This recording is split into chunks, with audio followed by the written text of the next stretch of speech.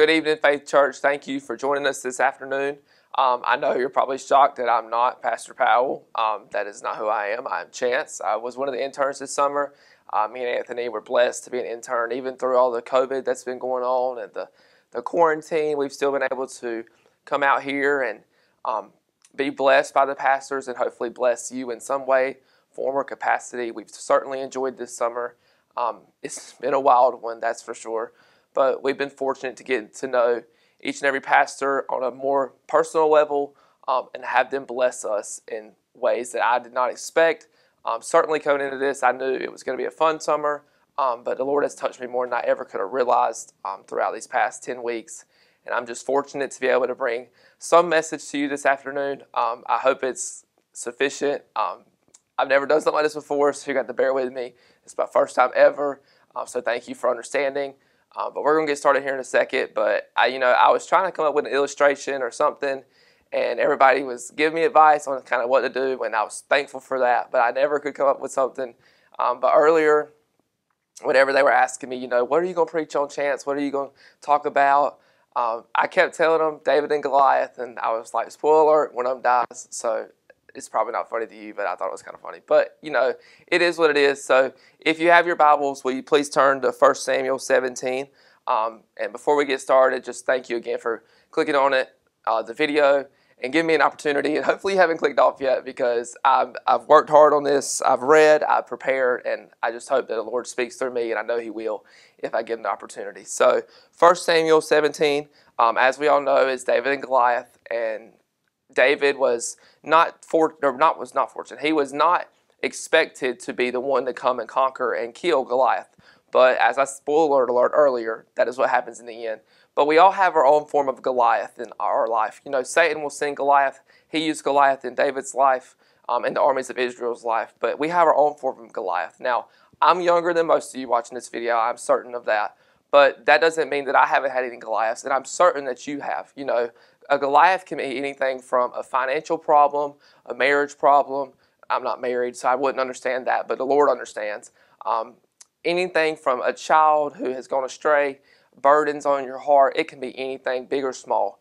And so, just the Lord is in control. That is for sure. But we're going to dive in and, talk about how to possibly defeat Goliath and identify Goliath in our life. So 1 Samuel 17, verse 4 through 7 says, "And there went out a champion out of the camp of the Philistines, named Goliath of Gath, whose height was 6 cubits at a span. And he had a helmet of brass upon his head, and he was armed with a coat of mail. And the weight of the coat was 5,000 shekels of brass, and he had greaves of brass upon his legs, and a target of brass between his shoulders. And the staff of his spear was like a weaver's beam, and his spear's head weighed 600 shekels of iron, and one bearing shield went before him." Now, Goliath was tall. We all know he was 9 foot tall, but on top of that, he had a brass helmet. He had tons of armor. He had a big sword. He was tall, giant. He had armor covered every part of his body. So, you can imagine Shaquille O'Neal was big, and by golly, we know how he was in basketball. He went crazy. But Goliath was much bigger than Shaquille O'Neal. And so can you only imagine what these armies of Israel thought seeing Goliath on the hill, taunting them and telling them basically he is the man that they got to beat. Philistine champion, he had to be confident. And Satan sent Goliath to the armies of Israel to discourage and intimidate them. That is what Goliath did. Not only would Satan send Goliath to the armies of Israel, but Satan sends a Goliath in our life to do the same thing, to discourage and intimidate us. But not only does it do that, it'll paralyze us with fear, and it will intimidate and discourage our progress moving forward, and it'll eliminate momentum we have. And if we focus all of our energy on Goliath or the problem, which is very easy to do, I find myself getting caught up doing that as well, we make Goliath or the problem that we are facing become bigger than what God is. And we have to focus more on God than we have to do on Goliath, because in the end, if we do that, it will eliminate our momentum and it will paralyze our fear. Satan wants us to feel like the problem that he has sent our way is much bigger than the Lord can handle. And I want to remind you that that's not certain. But I've got caught up in ways where I've felt like that, yes, I have faith in the Lord, but it's like, how can I get through this? I cannot see through the other side. And that's where faith comes in. He wants us to be distracted by the problem and to feel defeated with the problem before we even get going into the walk and put trust in the Lord. 1 Samuel 17, 8 through 9, as we continue through the story, says, "And he stood and cried unto the armies of Israel, he, as in Goliath, and he said unto them, Why are ye come out to set your battle in array? Am I not a Philistine, and ye servants to Saul? Choose you a man for you, and let him come down to me. If he be able to fight with me and kill me, then we will be your servants. But if I prevail against him and kill him, then shall ye be our servants and serve us." See, Goliath in those two verses right there has three goals. His first goal, he's amplifying himself. He sits there and he's calling out to this army of Israel and telling them, "Come on, send somebody up here, fight me, do what you can, but you ain't gonna be able to succeed because I'm the champion. I'm a Philistine champion. Why don't you come up here?" He is amplifying himself, and it says in verse 16 that he drew near morning and evening and presented himself for 40 days. So not only was he amplifying himself one time, he did it morning and night. He did 80 times for 40 days. So he definitely got his point across that he thought he was big and bad, the big old bad champion. And the armies of Israel were terrified of him. That is certain. But not only was his goal to amplify himself, it says in verse 9 that he also wanted to kill. It says that if I prevail against him and kill him, then then shall ye be our servants. So Goliath wanted to amplify himself and he wanted to kill, but he also wanted to enslave. And it says that right there at the end, that once I kill him, then ye, the armies of Israel, will become our servant. That's the same mindset that Satan has. Satan, whenever he sends a problem our way, he's going to amplify that problem in our life. It's going to become the main focus. It's going to keep us up day and night, and we're going to struggle with it throughout any time that we are going through this problem. He's going to amplify it. He's going to make it feel like that's all we have. He's going to try and block out God in our life and amplify the problem. And in that problem, he's going to have a second goal, is to try and kill our momentum. He's going to try and stop us and kill any sort of faith that we have in our life with this problem, because he's going to amplify it and it's going to take over all of our thought and our ways. And once he's done that, he's going to try to enslave us in that problem. If you're struggling with addiction and he has amplified it, killed it, and he's going to try his best to enslave you so you feel like you're never going to be able to come out of that situation.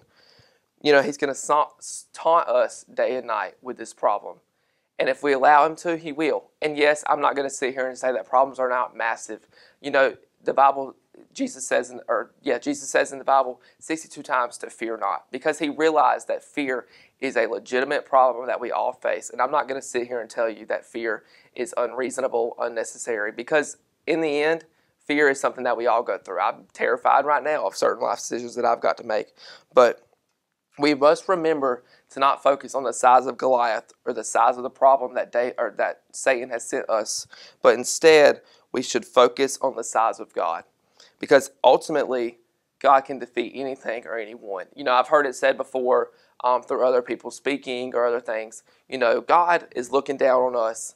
And no matter how tall Goliath is, if he was 9 foot or if he was 4 foot, to God he is the same height from above, the aerial view. That's the same thing with our problems. Whether it's this is a very insignificant problem, but deciding what ice cream you want to decide to have a certain night, or if it's deciding what you want to do with a job, or if it's deciding how to go about a relationship, or this and that, it's the same size to God. No problem is too small, and no problem is too big for God. So then David comes along. David is the youngest of 8 children. He watched after his father's sheep. He was a shepherd boy. So Goliath, probably wasn't expecting David to come out of the middle of, David was not who Goliath was expecting to see. But David could see himself winning the battle. David, he had gone through many trials with shepherds, and he had lions come and he had defeated lions, and he had bears come trying to attack his sheep and he had defeated them as well. And it says that throughout the Bible, but David could see himself winning the battle in the end. It says in verse 32 that David said to Saul, "Let no man's heart fail because of him. And will go and fight with this Philistine." And if you continue to read on through, it's in verse 35 and through 37, it says that, "And I went out after him, David being I, and smote him, and delivered it out of his mouth. It was a sheep. And when he arose against me, I caught it by his beard, and smote him, and slew him. Thy servant slew both the lion and the bear. And this uncircumcised Philistine shall be as one of them, seeing he hath defied the armies of the living God. David said, moreover, the Lord that delivered me out of the paw of the lion and out of the paw of the bear, he will also deliver me out of the hand of the Philistine. And Saul said unto David, go, and the Lord will be with thee. So David had, as I just read, he had defeated a lion and he had defeated a bear many of times because the Lord was on his side. So he knew that he could see himself winning this battle. And he also knew that the size of the problem didn't matter anymore because, yeah, Goliath was massive compared to a lion and a bear. But a lion and a bear is ferocious. But David knew that even that he had conquered this before, and with God on his side, he could conquer Goliath. David also knew who conquered. It says that David said, moreover, the Lord that delivered me out of the paw of the lion and out of the paw of the bear, he will also deliver me out of the hand of this Philistine. And Saul said unto David, go to the Lord, go to fight, because the Lord will be with you. David knew that the Lord was on his side, even whenever Goliath was amplifying himself and taunting everybody. David knew that even though he was not sufficient enough by himself to defeat the problem, that the Lord was on his side and that he could do it. In Genesis 18:14, as it said, is anything too hard for the Lord?